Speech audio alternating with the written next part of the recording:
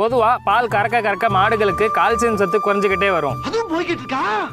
ஆமா, அப்ப அதுக்கு என்னடா பண்றது? அது மட்டும் இல்லாம பாலின் அளவை அதிகரிக்கிறதுக்கு என்ன பண்றதுன்னு இந்த வீடியோல பார்க்கலாம் வாங்க. சீமப்பிள்ளை அப்படிங்கிற தாவரத்தை மாடுகளுக்கு உணவா கொடுத்தோம்னா பால் உற்பத்தி அதிகரிக்க உதவுது. அப்புறம் மக்காசோளம், சோளம் இதையும் மாட்டுக்கு அடிக்கடி கொடுக்கலாம். நம்ம மாடு கண்ணு போட்டதுக்கு அப்புறம் பீன்ஸ், சோயா, மொச்சக்கொட்டை, பருத்தி கொட்டை இதெல்லாம் கொடுத்தோம்னா பால் உற்பத்தி ரொம்ப அதிகரிக்கும். 1 லிட்டர் பால் உருவாகணும்னா 3 லிட்டர் தண்ணி தேவை. 10 லிட்டர் மாடு பால் கறக்கணும்னா 30 லிட்டர் தண்ணி விடணும். அதனால சுத்தமான தண்ணீரை குறையில்லாம மாட்டுக்கு கொடுங்க. மாடுகளுக்கு புரதச்சத்து தேவைதான், ஆனா அதுவே அளவுக்கு அதிகமா போயிடுச்சுன்னா ஃபுட் பாய்சன் ஆயிரும். அதனால அதை பார்த்து அளவா கொடுங்க. மாடுகளுக்கு அதிகம் தானியங்கள், புளிச்ச தண்ணி எல்லாம் கொடுத்தீங்கன்னா அதுவும் ஃபுட் பாய்சன் ஆயிரும். இதனால பால் உற்பத்தியும் கொழுப்பு சத்தும் குறையும். அப்புறம் மாடுகள் பால் கறக்கும் போது மாட்டை அடிச்சாலோ இல்ல துன்புறுத்தினாலோ அட்ரினல் அப்படிங்கிற ஹார்மோன் சுரந்து இது பால் உற்பத்தியை குறைக்க காரணமா இருக்கும். இது போன்ற விவசாயம் மற்றும் கால்நடைகள் பற்றி மேலும் தெரிஞ்சுக்கணும்னா நம்ம பேஜை ஃபாலோ பண்ணிக்கங்க. நான் போற வீடியோ முன்கூட்டியே தெரிஞ்சுக்கணும்னா யூடியூப் சேனலை ஃபாலோ பண்ணிக்கங்க.